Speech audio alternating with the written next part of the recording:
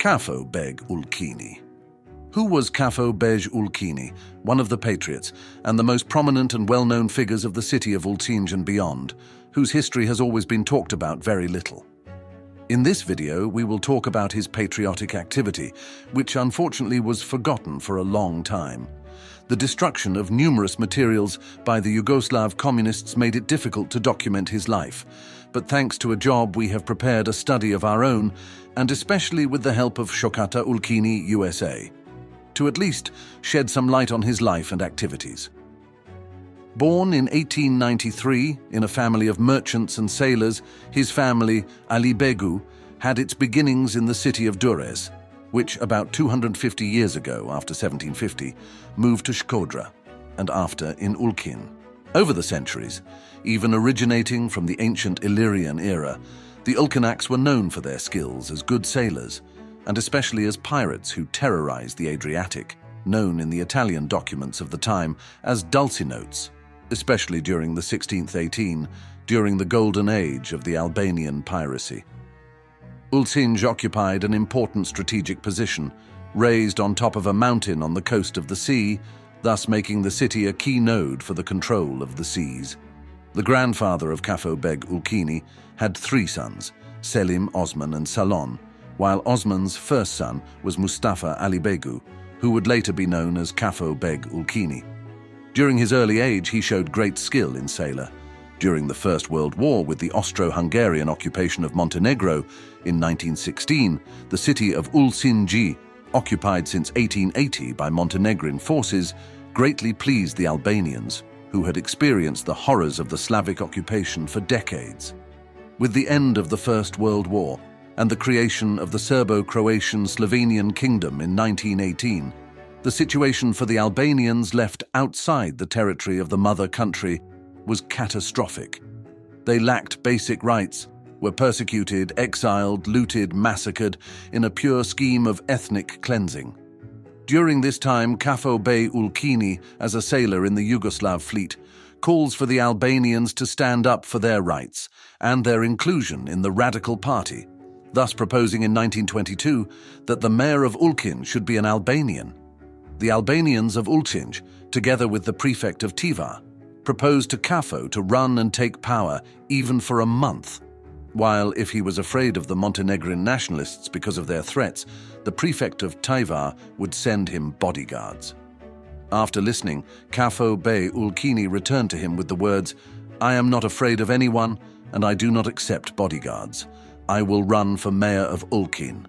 Cafo Bej Ulqini took the post of mayor of Ulqin on August 26, 1923, making the Albanians of Ulqin very happy and becoming the first case in the history of Ulqin that an Albanian led the municipality of Ulqin. Cafo Begu would stay for the next 20 years as the mayor of the municipality of Ulqin.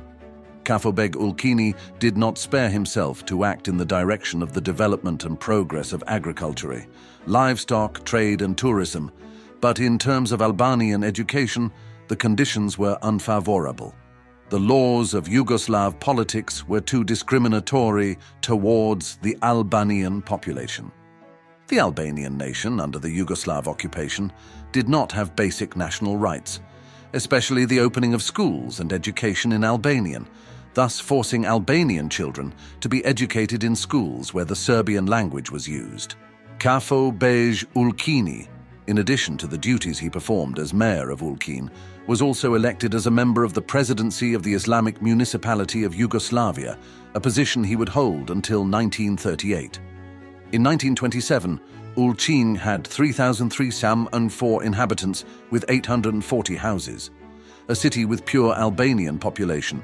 Between the two world wars, and more precisely during the leadership of Cafo Bej Ulqini, in Ulqin there were 15 textile shops, 9 food shops, 5 barbers, 4 tinsmiths, 5 bakers, 12 shoemakers, 3 tailors, 3 ironsmiths, 3 blacksmiths, 1 carpenter, 6 cafes, etc.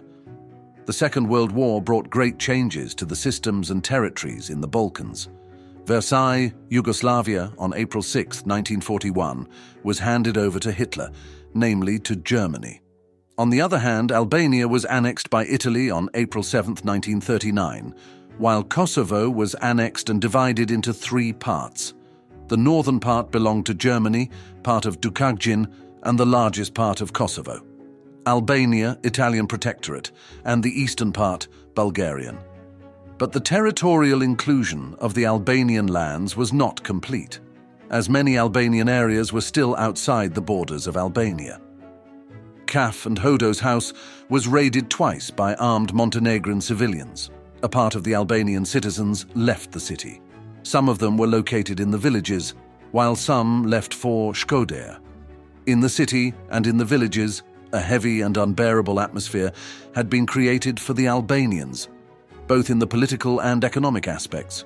On the other hand, with the arrival of the Italians in Ulqin, at first, the Albanians were also happy. They thought that the Kingdom of Yugoslavia would leave once and for all the territories inhabited by the Albanian majority. Cafo Bej Ulqini, through Hafiz Hasan Lungi and Dom Nicole Tushes, asked the commander of the Italian army to establish a municipal government in Ulqin, with the majority of the population living in Ulqin, that is, the Albanian one. After receiving the negative answer, Cafo, during the night, crossed the border and went to Tirana. He demanded that the settlements annexed by Montenegro be returned to Albania. After taking the decision that Ulqin and other Albanian majority countries should self-govern from Albania and be part of the prefecture of shquar, the new administration began in Ulqin.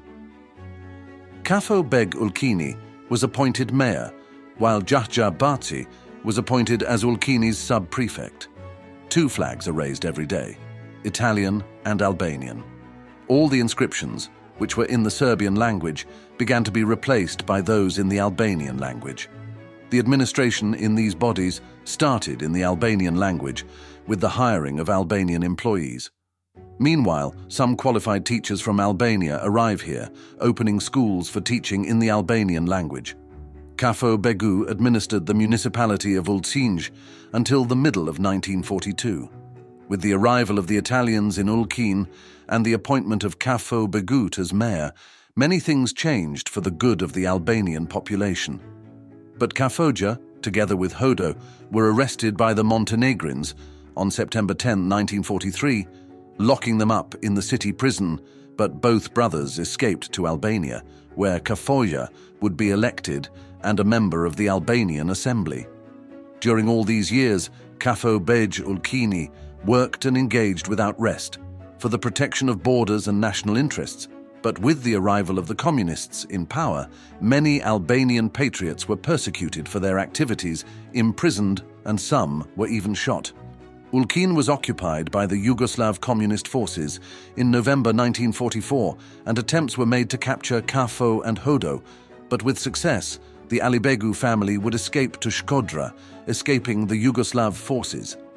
After the Albanian resistance in Kosovo, Ilirida and Ulqin, against the Yugoslav forces, but without success, the fate of the Albanians was more sealed, while Cafoja and his family would live in exile in Shkodra under continuous pressure, while his brother, Hodo, was exiled in Montenegro, where after several Montenegrin accusations, he would be sentenced to death and shot, while Cafo Begu died on December 24, 1977, at the age of 84, and was buried in Shkodra. Albania and the Albanian nation have never lacked such heroes. Therefore, it is our duty to keep alive the memory, history, and their activity for the homeland.